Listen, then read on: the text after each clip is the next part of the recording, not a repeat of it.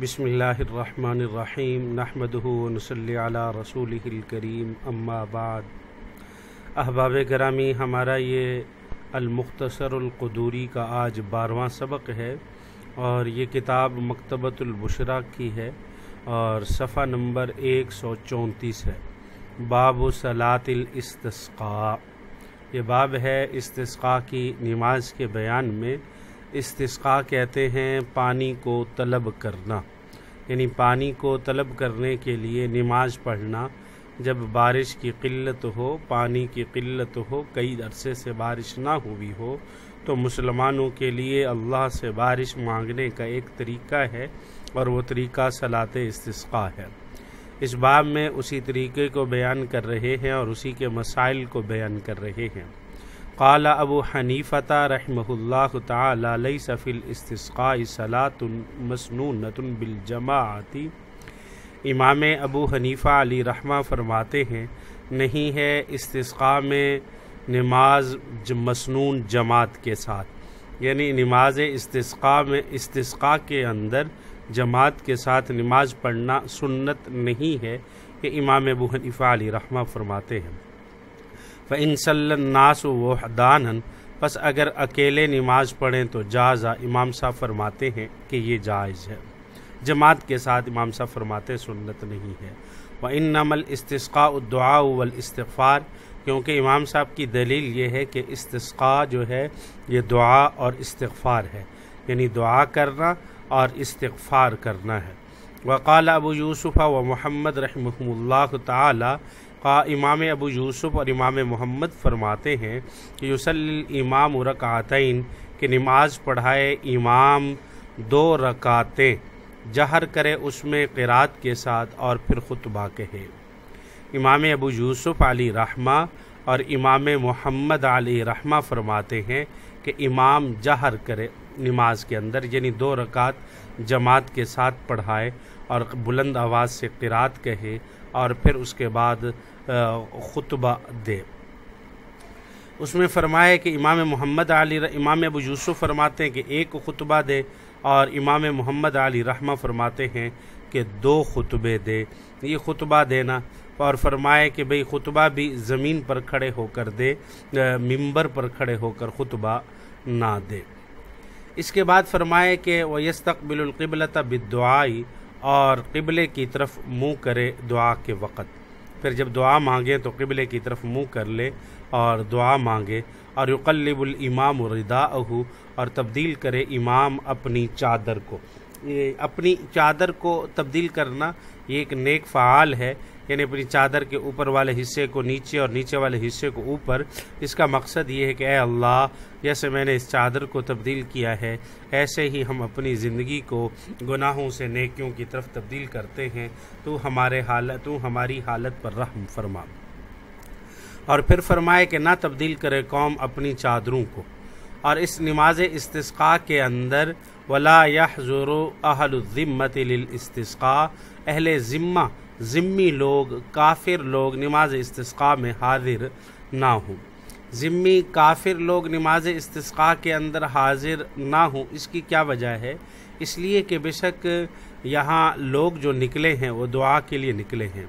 اور کافر کی دعا نہیں ہے مگر صرف اور صرف گمراہی ہے۔ اور دوسری بات یہ ہے کہ آپ صلی اللہ علیہ وسلم نے فرمایا کہ بے شک میں ہر مسلمان سے مشرک کے ساتھ بری ہوں، یعنی کافر جو ہے یہ رحمت کا سبب نہیں ہے بلکہ لعنت کے نزول کے وجوب کا سبب ہے، تو اس وجہ سے ان کو اپنے ساتھ نہ لایا جائے۔ اور استسقاء تو یہ اللہ کی رحمت کو طلب کرنا ہے۔ اگلا باب قیام شہر رمضان، یہ باب ہے رمضان کے مہینے کے قیام کے بیان میں، یعنی تراویح کی نماز کے بیان میں۔ یستحب ان یجتمع الناس فی شہر رمضان بعد العشاء، مستحب ہے کہ جمع ہوں لوگ رمضان کے مہینے میں عشاء کی نماز کے بعد۔ مستحب ہے کہ جمع ہوں لوگ رمضان کے مہینے میں عشاء کی نماز کے بعد۔ ویصلی بہم امامہم 5 ترویحات فی کل ترویحۃ تسلیمتان، وَيَجْلِسُ بَيْنَ كُلِّ تَرْوِيحَتَيْنِ مِقْدَارَ تَرْوِيحَةٍ، بس نماز پڑھائے امام ان لوگوں کو 5 ترویے اور ہر ترویے کے اندر 2 سلام ہوں،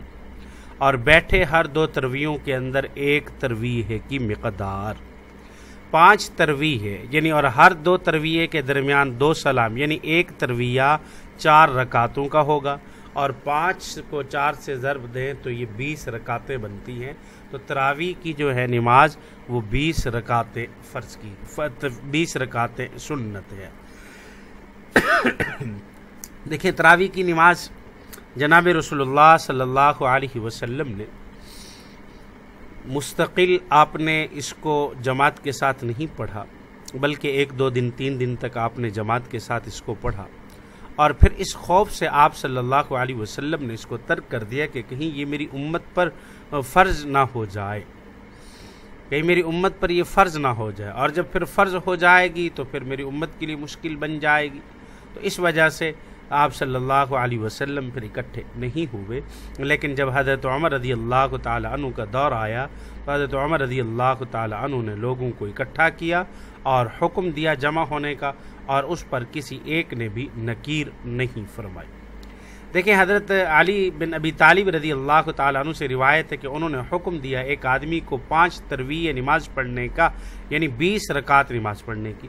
تو 20 رکعت تراویح یہ سنت ہے، اور جو احباب کہتے ہیں کہ تراویح 8 رکعت ہے، وہ جناب رسول اللہ صلی اللہ علیہ وسلم کی تہجد کی نماز کو نقل کرتے ہیں، وہ تراویح کو نقل نہیں کرتے، اور پھر کہتے ہیں کہ اہل حرمین بھی 8 رکعتیں پڑھتے ہیں، جبکہ اہل حرمین نہیں، وہ مکمل 20 رکعتیں ہی پڑھتے ہیں، یعنی شوافے کے ہاں، مالکیہ کے ہاں، حنابلہ کے ہاں اور احناف کے ہاں مکمل 20 رکعتیں ہی تراویح ہیں، اور 8 رکعتیں کی تراویح کہیں نہیں ہیں۔ صرف یہاں پاکستان کے اندر غیر مقلدین، یعنی جو کسی کی بھی تقلید نہیں کرتے، وہ کہتے ہیں کہ تراویح 8 رکعت ہے، تو اس لیے تراویح ان کے کہنے پر 8 نہیں، بلکہ تراویح کی رکعت کی تعداد وہ ہوگی جو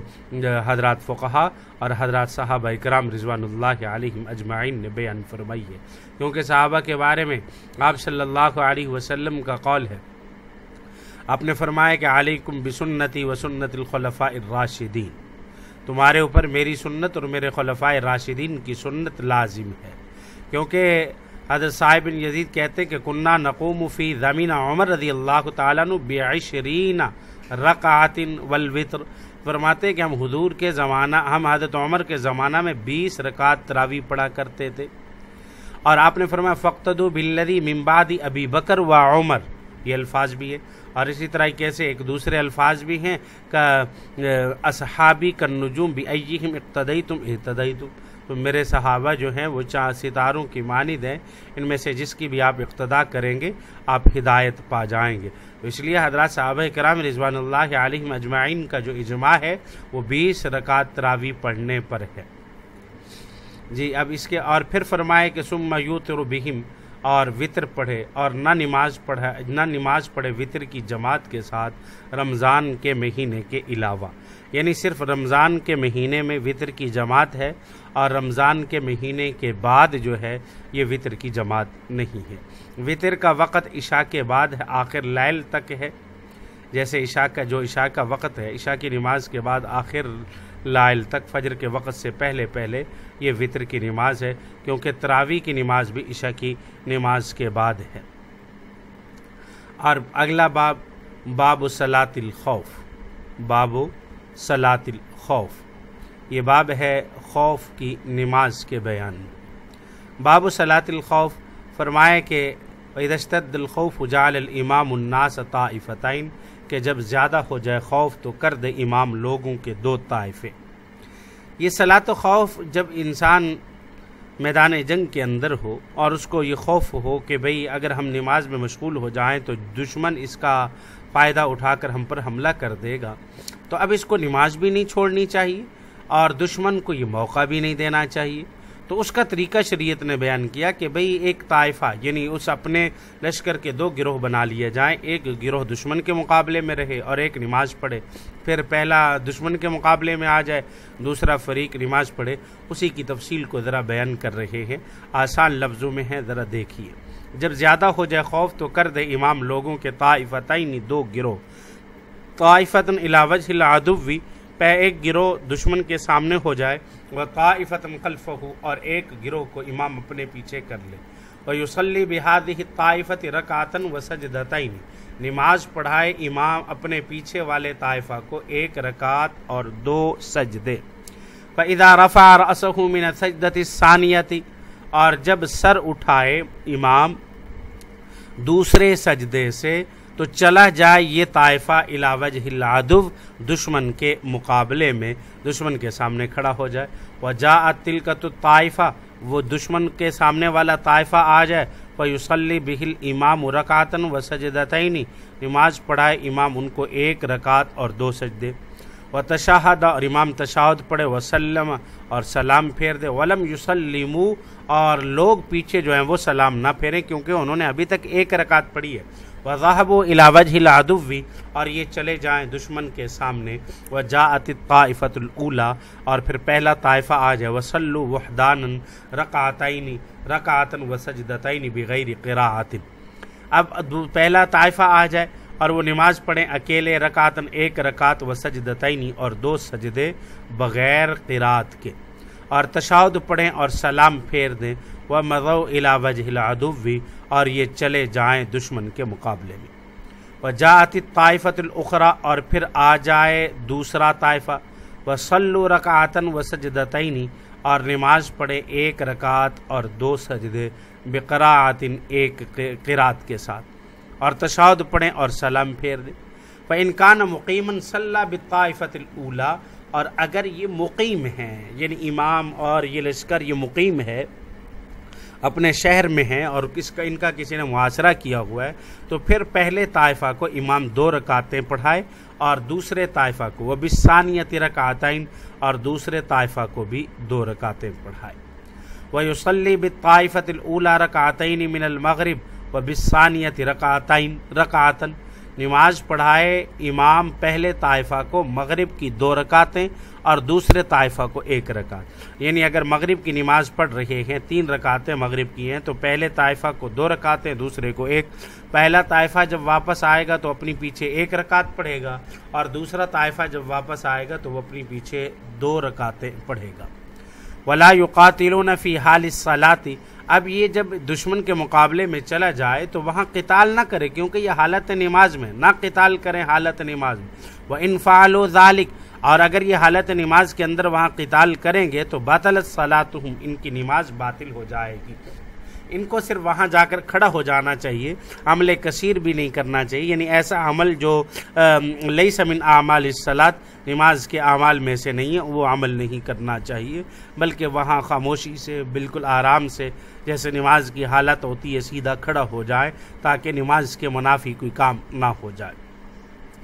اور آگے فرمایا کہ وَإِنِ اشْتَدَّ الْخَوْفُ وَصَلُّوا رُكْبَانًا وَحْدَانًا، اور اگر خوف زیادہ ہو جائے، اس طریقے سے بھی نماز نہ پڑھی جا سکتی ہو تو صلوا رکبانا وحدانا، تو مجاہدین ہر ایک علیحدہ علیحدہ اپنی سواری پر نماز پڑھیں، سوار ہو کر، یؤمون، اور پھر وہ اشارہ کریں بالرکوع والسجود، رکوع اور سجدہ کے اندر، اور منہ کرے جس جہت کی طرف وہ چاہیں، یعنی جب وہ نہ قادر ہوں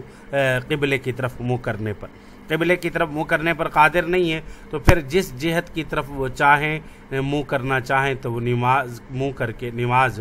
پڑھ سکتے ہیں۔ دعا کیجئے کہ اللہ رب العزت ہمیں عمل کرنے کی توفیق عطا فرمائے۔ آگے باب الجنائز ہے، یہ انشاءاللہ تعالی اگلے سبق میں پڑھیں گے۔